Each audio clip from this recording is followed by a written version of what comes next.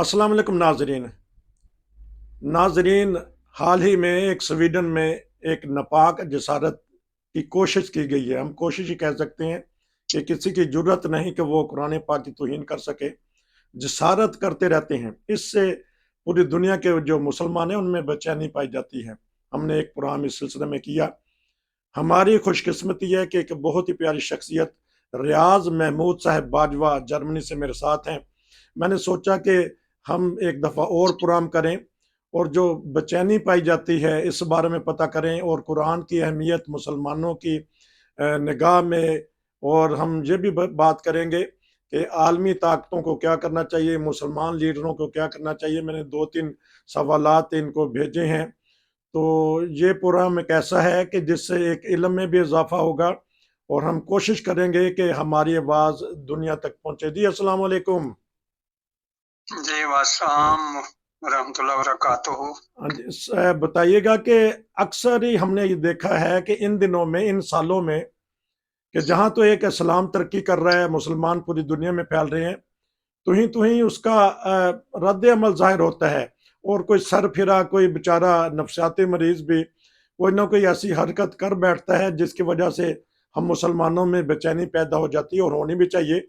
क्योंकि हम कहते हैं कि अल्लाह, अल्लाह का रसूल और कुरान पाक ये हमारे लिए क्या हैसियत रखते हैं, हमें क्या करना चाहिए। मैंने चंद सवालात आपको भेजे हैं, अगर आप उसके ऊपर कोई रोशनी डालिए। जी जज़ाकुमुल्लाह।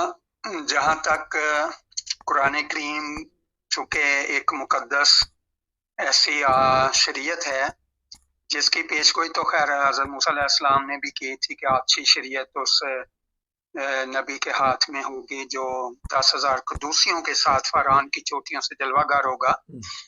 तो जो मज़हबी किताबें हैं या इल्हामी किताबें, सहीफे हैं, इनका कोई नॉर्मल इंसान जो है वो तौहीन कर ही नहीं सकता। ये मेरा तजिया है कि चूंकि ये चीजें ही ऐसी हैं कि जिनके साथ अल्लाह ताला ने बरकतें वाबस्ता की। अब देखें, जो भी मुसलमान हैं दुनिया में, कभी उन्होंने इस तरह नहीं किया कि किसी दूसरे मजहब के मुकद्दस किताबों की तौहीन की हो या कोई इस तरह की हरकत। आमतौर पर दूसरों की तरफ से ऐसा हो जाता है।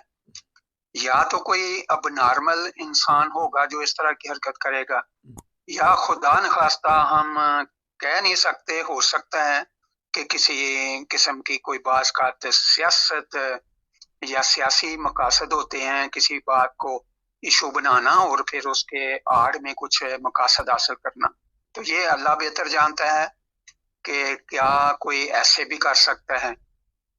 आप देखें, कुरान करीम तो वो मुकद्दस सहीफा और किताब है जिसके साथ इतनी बरकत वाबस्ता है कि ये जो सहाह सित्ता है, इसमें तिरमिज़ी भी एक मजमुआ हदीस है, और उसकी एक हदीस है कि आंद्र से फरमाया कि जो एक हरफ इस कलाम का, कुरान करीम का पढ़ता है, उसको 10 नेकियों का सवाब मिलता है। और हरफ से मुराद ये है अलिफ लाम मीम, 3 हरफ, और इससे 30 नेकियां बन जाती।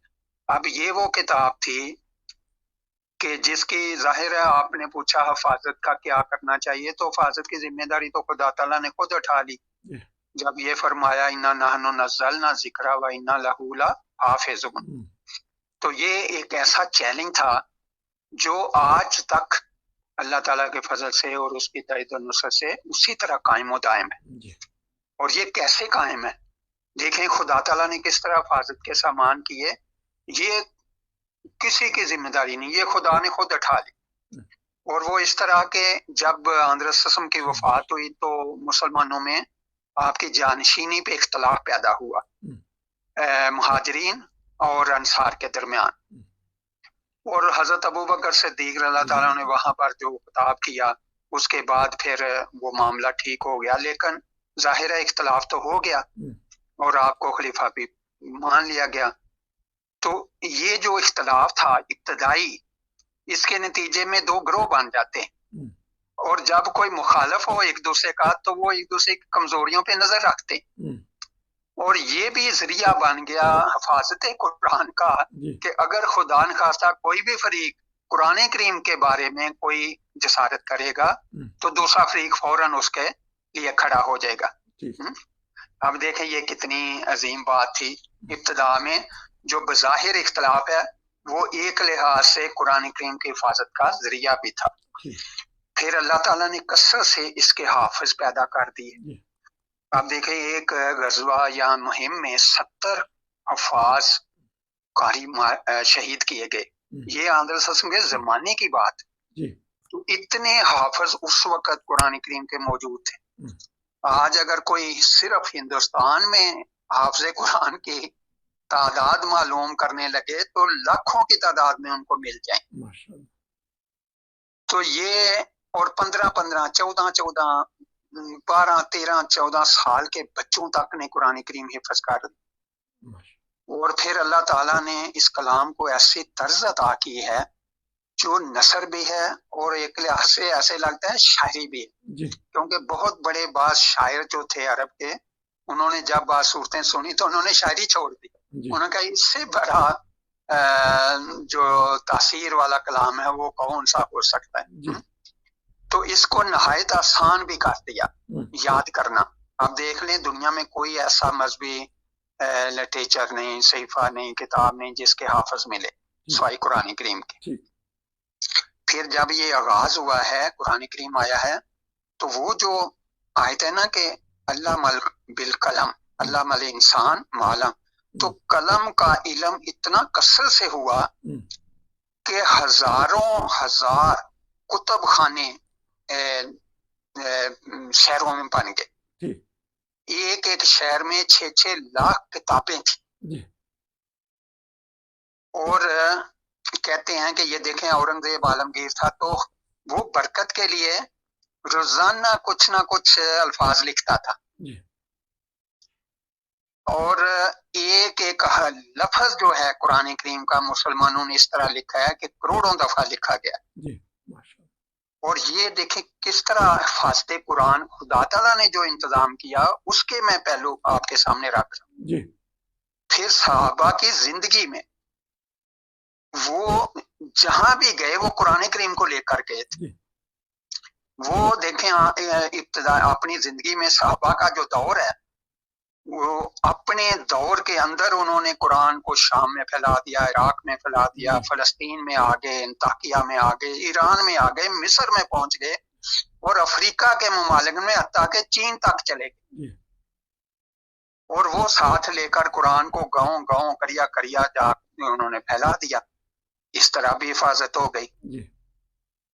اور پھر یہ قرآن کریم عربی زبان میں، اور یہ زبان بھی ایک لحاظ سے بہت آسان ہے، اور اس کو دیکھیں بچے شروع کرتے ہیں تو آسانی سے قاعدے پڑھنے شروع کر دیتے ہیں، 5-7 سال کا بچہ قرآن کریم ناظرہ پڑھ لیتا ہے، اور اس زبان میں ہی دنیا میں قرآن کریم پھیل گیا، اور وہاں کے لوگ بھی عربی سے واقف ہو گئے، اور کسی کی ضرورت نہیں تھی کہ عربی قرآن کریم میں کوئی تبدیلی کرتا، کیونکہ دوسری قوموں میں وہ پہنچ چکا تھا اور وہ عربی سے شناسا ہو چکے تھے، تو وہ بھی ایک لحاظ سے نگرانی ہو گئی۔ تو جہاں تک قرآن کریم کی حفاظت کا تعلق ہے وہ تو اللہ تعالیٰ نے دیکھیں، میں نے آپ کے سامنے 6 پہلو بیان کیے ہیں، کس طرح مسلمانوں کی کیا ذمہ داری۔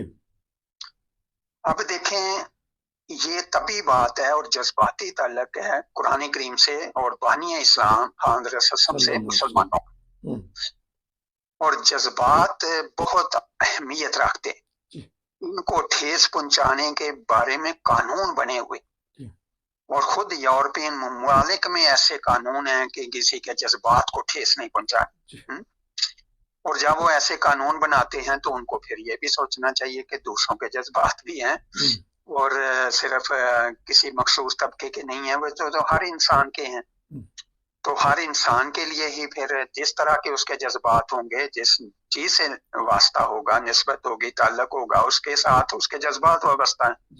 جیسے کوئی والدین کی محبت اور عقیدت میں جذبات رکھتا ہے، بہن بھائیوں کے لیے رکھتا ہے، اپنی قوم کے لیے غیرت رکھتا ہے، تو جہاں اپنے مذہب کے لیے رکھتا ہے، اپنے اس مقدس کتاب کے لیے، قرآن کریم کے لیے رکھتا ہے، تو ذمہ داری اس پہلو سے آتی ہے کہ اگر ٹھیک ہے مذمت ہونی چاہیے اور احتجاج پرامن اور مؤثر رنگ میں ہونا چاہیے، جو دوسری دنیا کو توجہ دلائے کہ انہوں نے ایک غلط کام کیا، یا ان کی نگرانی میں یا ان کی موجودگی میں یا ان کے زیر سایہ یا ان کے ماحول میں ایسی کوئی بات ہوئی ہے تو وہ اس کو نہ کرنے دیتے، اور چاہتے تو نہیں تھا ہو سکتا۔ اور جہاں بھی وہ ایسا کوئی ستباب کریں گے تو کوئی ایسا نہیں کر سکتا، لیکن اصل ذمہ داری جو ہے مسلمان کہلانے والے لوگوں کی، وہ تو یہ ہے کہ قرآن کی حفاظت صرف عمل سے ہو سکتی۔ جی، یہ تھا ناظرین پروگرام کا پہلا حصہ، پھر ملیں گے، اجازت دیجیے، السلام علیکم ورحمۃ اللہ۔